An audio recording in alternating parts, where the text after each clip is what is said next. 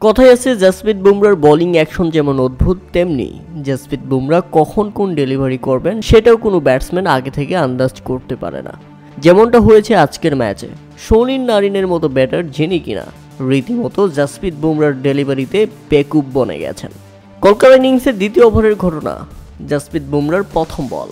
আপনারা যদি একটু ভালো করে লক্ষ্য করেন তাহলে দেখতে পাবেন জসপ্রীত বুমরার ডেলিভারিটা করেছিলেন একেবারে সুনীল নারিনের লেগ সাইডের বাইরে থেকে, আর সেই বল গিয়ে পড়তে থাকে তার পায়ের গোড়ালিতে। পড়তে পড়তে বলটি গিয়ে পড়ে একেবারে ইয়র্কার ল্যান্ড এবং স্টাম্পের বাইরে।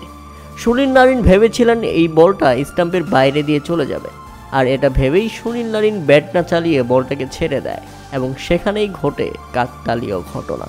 কেননা বলটি ইনসুইং করে ভিতরে ঢুকে এবং স্টাম্পে আঘাত করে, যেখানে ব্যাট না চালিয়ে রীতিমতো বেকুব বনে যান সুনীল নারিন। তিনি তো একেবারে স্তব্ধ। অপরদিকে জসপ্রীত বুমরার সেলিব্রেশন। কলকাতার দর্শকরা তো একেবারে হতাশ, এটা কি ছিল? সুনীল নারিন ব্যাট না চালিয়ে নিজের পায়ে যে নিজে কুড়াল মারলেন সেটা কিন্তু এখন স্পষ্ট। তাতে প্রথম বলে অর্থাৎ গোল্ডেন ডাক মেরে ফিরতে হয় সুনীল নারিনকে।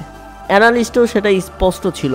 বলটি চোখের দেখায় মনে হচ্ছিল স্টাম্পের বাইরে পড়বে এবং চলে যাবে, কিন্তু না, বলটা হঠাৎ ইয়র্কার ল্যান্ডে পরে ইনসুইং করে যে ভিতরে ঢুকবে সেটা কেউই বুঝতে পারছিল না। জসপ্রীত বুমরা ইউ বিউটি সুনীল নারিন, যার জন্য সত্যি দুঃখজনক। অবাক হয়েছেন ভক্তরা, আবার কেউ কেউ তো হেসে দিয়েছেন, কারণ এটা কি করলেন নারিন।